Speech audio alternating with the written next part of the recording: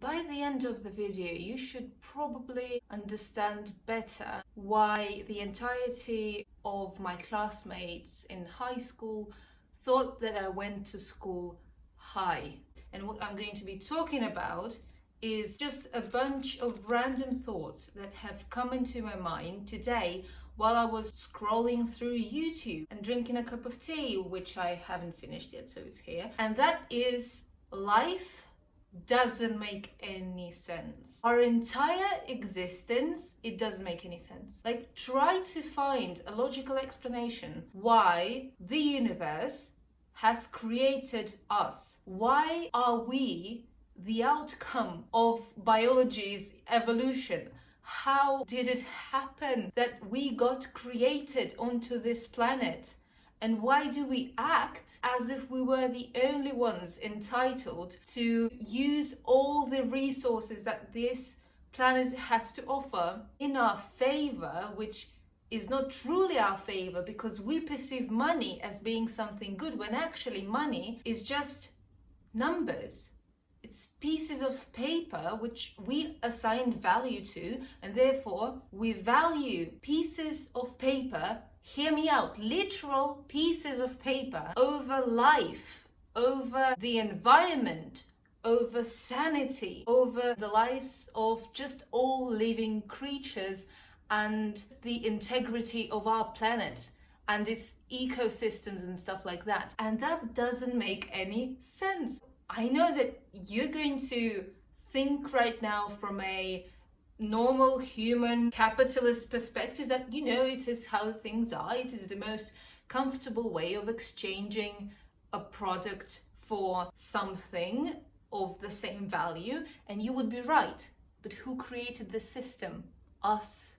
And isn't that the weirdest thing? Because we are the only creatures alive who have created such a destructive system that is so dysfunctional that crises happen around numbers on bank accounts, which are just numbers, just, you know, pixels written somewhere, or just stains of ink left on paper. Yeah, I know this is already getting like very intense, but hear me out. Even your existence doesn't make sense, because the chance of you, exactly you, the way you are, being born, was so low that, you know, winning the lottery, comparing to that, is like very, very probable. You can win a lottery with much more probability than to be born, but yet you are alive and you're watching this video. And I'm here sitting and talking to you. And here's another thing.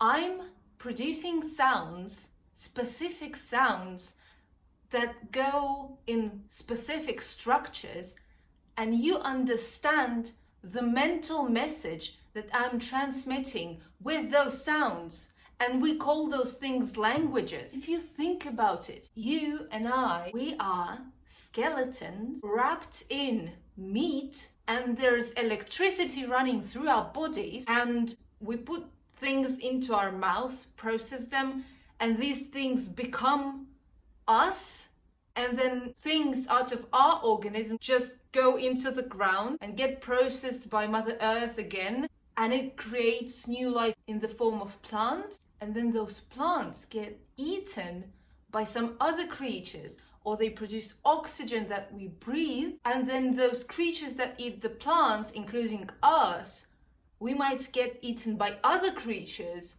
or we might eat creatures that eat plants, and this way we repeat the cycle, and it's literally an infinite cycle, and we don't know how it will end and when it will end and if it will ever end. So our existence is just a constant cycle of consumption, and if you think about it, everything is just made out of cycles. Like, nature is very cyclical, but then we, for some reason, think we invented the idea that time, for some reason, is linear.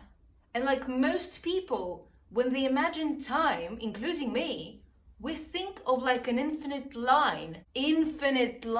What, like, your mind cannot comprehend infinity. Mine either, yet infinity is the like definite reality in which we exist.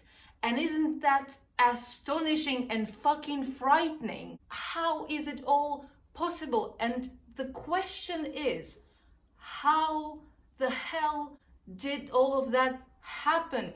I know about the Big Bang and biology and expansion and that whole thing about chaos and entropy and all of that. But those are scientific answers that partially explain this whole creation of the world we live in. But do we really know the reason why it happened exactly as it, and like, there was a beginning of everything, but why, like, before this beginning there must have been something else, because again, it's infinite. We're living in infinity of time and space, but then we measure time and space. How can you measure the infinite? Like, we try, for our own sake, for our mental sanity, we try to measure things. We try to assign numbers to measures so that we can compare them. But then if you look at the big picture, no matter how precise we try to get, we will never get to the core of it. We will never get to the exact measurements of anything. We will never get to the exact truth, to the exact number, because numbers have been invented again by us. And therefore, how the hell does what we create work? If we literally need like very elaborate, very meticulously planned structures to make a phone, a camera, a light bulb, I don't know, anything, a computer, a table, and we somehow manage to make it, although all numbers, all scales are an invention of our own mind, which only perceive the reality the way it has been trained to perceive the reality. So basically, our reality is not the true reality, right? So we live in this world thinking that how we view the world is how the world is. But then we know that it is not this way, right? If I see my phone right now from this side, and if you see my palm from this side, it doesn't mean that this side of my palm, which you don't see, doesn't exist, because I see it from this side, but you don't see it. But then it exists, and we live in a 3D reality, but then we perceive the 2D. We can only see the 2D, but we can sense the 3D, and we have specific like senses to capture all of that information. Like, how does it work? How is it possible? Why? You know, sometimes I just wake up with a sensation of this entire reality, the entire creation, being like some kind of matrix or some kind of game or something that I am stuck in, and something that is actually like a box, like an imitation of the reality that is real, and I am just stuck here living some little amount of time in this body, in this physical incarnation, which is actually making me unable to feel this existence of me, as in my higher self, to its fullest potential, in its fullest potential. Just think about it. The fact that you're alive and you have a mind, and like, you know, scientists and stuff, they still think that the human mind and our consciousness and subconscious mind, it's like a part of the brain. Where is it? Show me the consciousness. Show me on like a scan, where is my consciousness? Where are my character traits? Where is my trauma? Where are my memories? Where are they? So I prefer to view it as, you know, something that science hasn't explained yet and will probably not come to the realization of what it actually is in the nearest future, because these things maybe are not meant for our brains. Maybe we are, again, not meant to comprehend it. So Yeah, because we still have limitations to what we can and cannot know, understand, store in our brain, although the capacity of our memory, have you thought about how much memory we have here? Like your laptop, if you download 2 hours of video, it will already like be crashing because it will store too much information for it. And you can hold in here memories of countless books, texts, voices, images, paintings, movies, environments, even 3D projections of space. And you can store information of what has happened, although it is the past and kind of doesn't exist. But how do we know that it doesn't exist if it did happen? Exactly a second ago, I was sitting here at the same place, but I was a different version of me. Now, I am not what I was a second ago or 2 seconds ago. See, now I'm already a different version of myself, and I move through space and time, and we all do. How? And I promise to you guys, I'm not high. It all doesn't make any sense at all. Our social structure doesn't make sense at all. Religion doesn't make any fucking sense. If you think about religion, like, okay, hear me out, we had a Jewish guy named Jesus, but then Christians in many places and many instances in history have hated Jewish people when their icon, literally, like their spiritual leader, was a Jewish man. There are wars between people, which, we are literally all made of bones, meat, blood, consciousness, soul, whatever you believe in. But then one person from one part of the world believes in one God and calls him one name and has one sacred book, whatever, text, and another guy from another country on the same planet, floating on the same rock in nothingness, believes in another God called by a slightly different name, so a different combination of sounds, and they have wars between them because they call God different names, or they assign a different meaning or image to God. How does that make any sense? And then in all like basic religions, like the 5 staple religions, I believe in all of them, killing is a sin, right? But then people throughout the entirety of human history have killed other people who weren't better or worse. They are humans as well, but they kill those other humans in the name of their religion, in the name of God. When God creates and destroys in like a natural cycle, not by murdering someone, but then people go and murder other people because they have different beliefs, so different thoughts in their head about this same thing, because God is one thing. It doesn't matter how you call God, whether you think it's a woman sitting on the sky or a man, whether you think it's multiple creatures living in the underworld and somewhere above the moon, I don't know. It's all the same, yet we have wars about literally mythical creatures and ideas in our mind and imaginative things. So like we imagine something to be true and we kill other people over that because they don't have the same course of imagining. But then what's even funnier, remember how somewhere like in the 16th century, I don't really know my history, the Huguenots and the Catholics had wars between them. So literally 2 people who both read the Bible and abided by it and its rules decided, no, you know what, we're going to enter a war because like you're wrong, because you pray in Latin and I pray in my native language.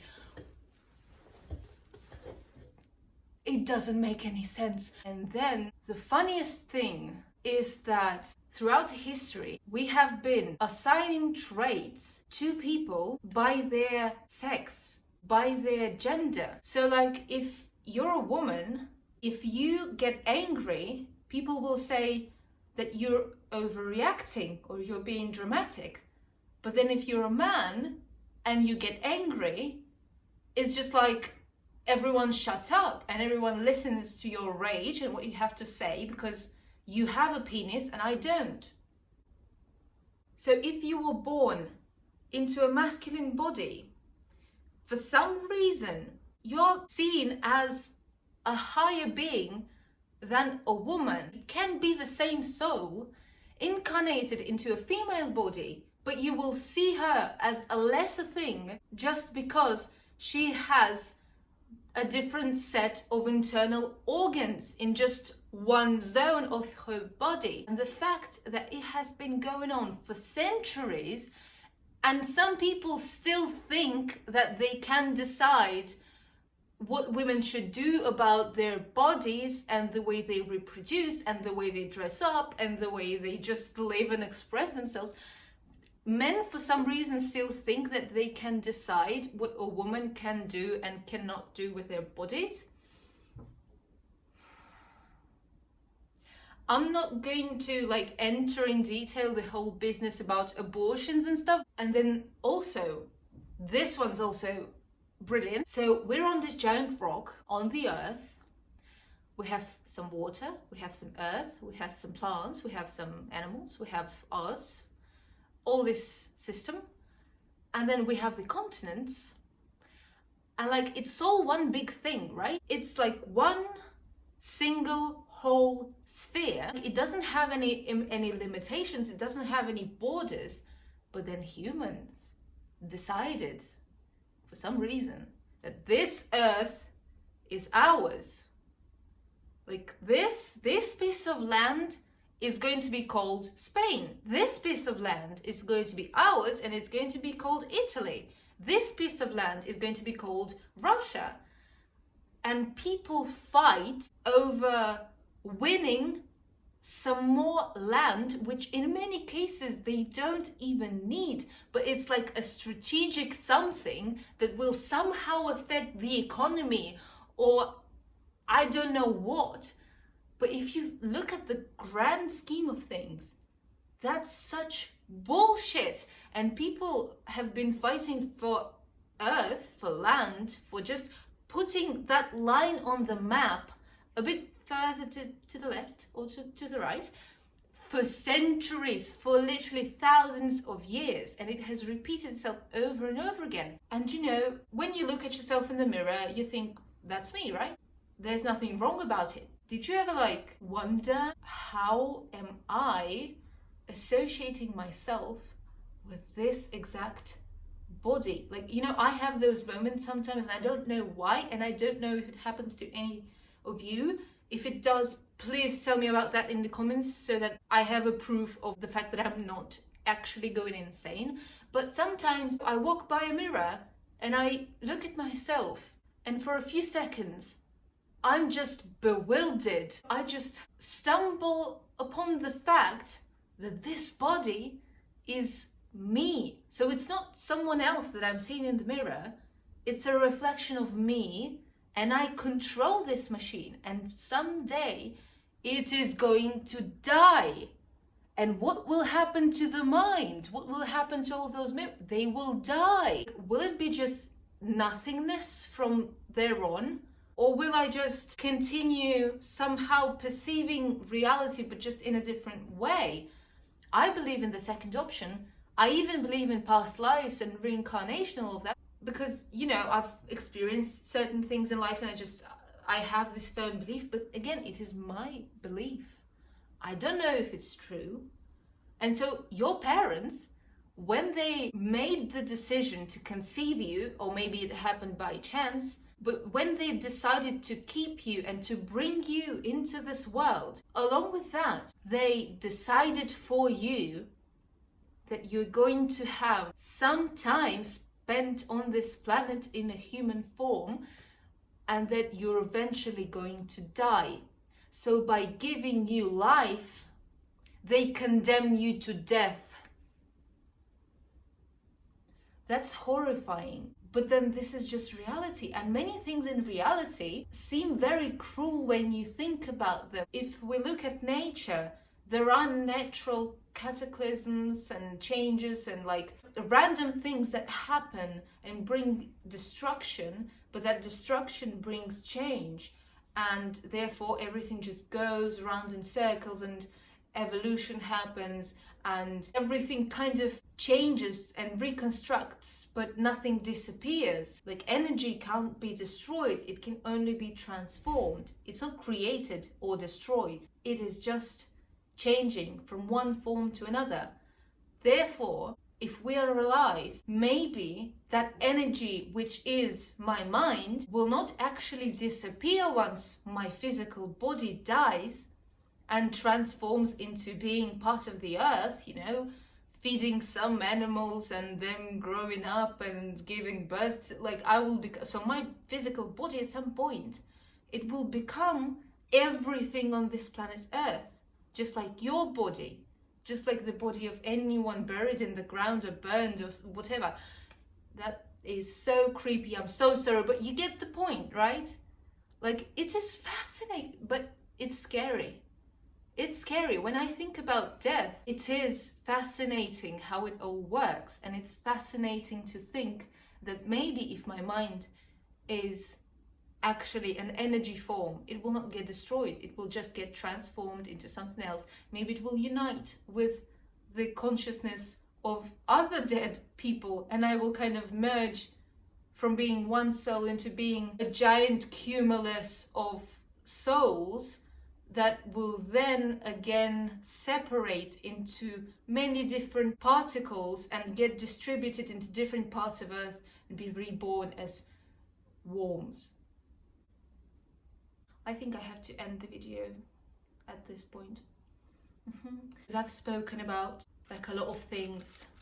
That's like brain damage, you know, that was an information overload. I just wanted to make you aware of those things, because sometimes you need to stop and look at that grander scheme of things. Sometimes when I'm going through very difficult periods in my life or difficult emotions and trying to process all of that, I just remember that I am just literally less than a grain of sand in this continuous, never-ending story of life and universe and infinity, and it kind of helps, and maybe it will help you. Maybe it worked otherwise and you're now on the verge of a mental breakdown, but that is also good, because if you have something to think about, it might restructure your internal programs.